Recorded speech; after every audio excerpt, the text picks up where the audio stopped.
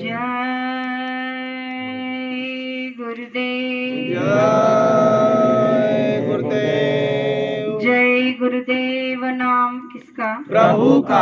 प्रभु का पावन नाम। जय गुरुदेव। तो प्रेम से बोलिए जय गुरुदेव। जय गुरुदेव। जय गुरुदेव।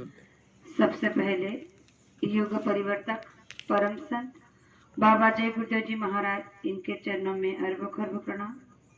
ईश्वर भगवान और उनके दृश्य अदृश्य शक्तियों को भी कोटि कोटि प्रणाम। आदरणीय अन्ना जी और दादाजी, इनको भी मेरा प्रेम पूर्वक जय गुरुदेव। साथ ही साथ यहाँ पर उपस्थित खरदा गांव के सभी माता पिता भाई बहनों को और दूर दराज से आए हुए सभी माता पिता भाई बहनों को बड़े प्रेम के साथ जय गुरुदेव। जय गुरुदेव। आज से दीपावली शुरू हो रही है, तो इस दीपावली के शुभ अवसर पर हम सभी प्रेमियों को सत्संग सुनने का लाभ मिल रहा है। ये हमारा परम सौभाग्य है। वैसे तो इस घोर कलयुग में सत्संग रोज में मिले तो भी हमारा भाग्य है, क्योंकि गुरु महाराज बताते हैं कि सत्संग से ही आपकी जीवात्मा तर सकती है और आपके अंदर के विकारों को आप मुरझा सकते हो या कम कर सकते हो। इसीलिए सत्संग का मिलना सभी प्राणियों के लिए, सभी जीवों के लिए बहुत ही बड़ा उद्देश्य है। तो गुरु महाराज ने कहा है कि सत्संग रूपी जल जो कोई पावे सब मैलाई कट कट जावे। तो आज के इस वर्तमान समय में सत्संग हमें मिल रहा है, ये हमारा आपका परम सौभाग्य है।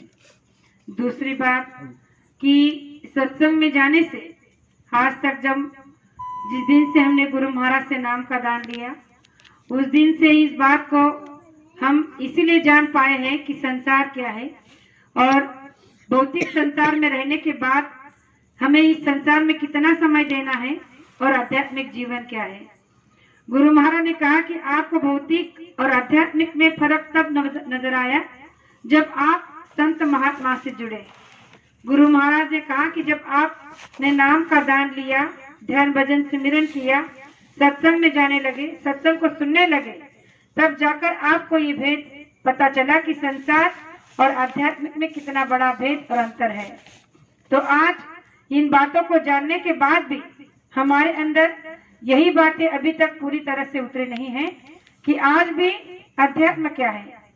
गुरु महाराज ने कहा कि आप भले ही बहुत कुछ जान चुके हो, आपको लगता है कि आपने बहुत सारा ज्ञान प्राप्त कर लिया है, बहुत सारे सत्संगों को आपने सुन लिया है, लेकिन फिर भी अभी तक आप कर्म को नहीं समझ पाए, तो अध्यात्म को कैसे समझ पाओगे। तो इस पर गुरु महाराज ने एक छोटा सा प्रमाण देकर समझाने की कोशिश की थी कि आज के इस वर्तमान समय में सबसे बड़ा हमारा अगर कोई उद्देश्य है तो वो है कर्म। कहा कि ये भूमि ही कर्म प्रधान है और यह कर्म को ही प्रधान रखा गया है। इसीलिए तो गीता में ये एक बहुत बड़ा चौपाई देकर रखा है कि कर्म प्रधान विश्व रचि राखा, जो 10 कर्म करी 10 फल चाखा। क्यों कहा है गीता में इस बात को? इसीलिए कहा है कि अगर आप अपने कर्मों को पहचान जाओगे तो आपको सही अध्यात्म का पता चल जाएगा, क्योंकि अध्यात्म की नींव ही कर्म है और जब तक हम कर्म को नहीं समझ रहे हैं तब तक चाहे आप जितना कुछ कर लो सारा व्यर्थ है।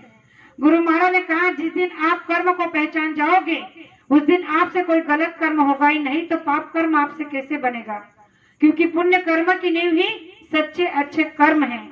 तो इस पर एक छोटा सा उदाहरण गुरु महाराज ने देकर समझाने की कोशिश की थी कि हमें अपने कर्मों से कैसे बचना चाहिए और कैसे उबरना चाहिए।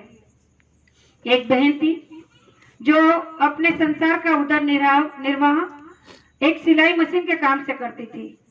उसने एक पहुंचे हुए, जैसे कि हमने गुरु महाराज से नाम का दान लेकर रखा है, वैसे ही उसने भी एक पहुंचे हुए महात्मा से नाम का दान ले रखा था और वो उसका बड़ी ही लगन के साथ भक्ति थी और ध्यान भजन सुमिरन में अपना पूरा समय देती थी। तो संसार के सारे कामों को निपटाने के बाद जब सोती थी तो सोने से पहले ध्यान भजन कर लेती थी, फिर भोर में 3 बजे जागकर फिर ध्यान भजन करती थी। तो इस नियम से उसने अपने अंतर के आत्मा को, मतलब जो आनंद होता है, आनंद का अंदर का जो आनंद होता है, जो सुख होता है, परम सुख, उसे प्राप्त कर लिया था। और जैसे ही वो संसार के सारे कामों को तज कर जब समाप्त कर भजन में बैठती थी तो उसे बड़ा आनंद आता था और उस आनंद में वो इतनी मग्न हो जाती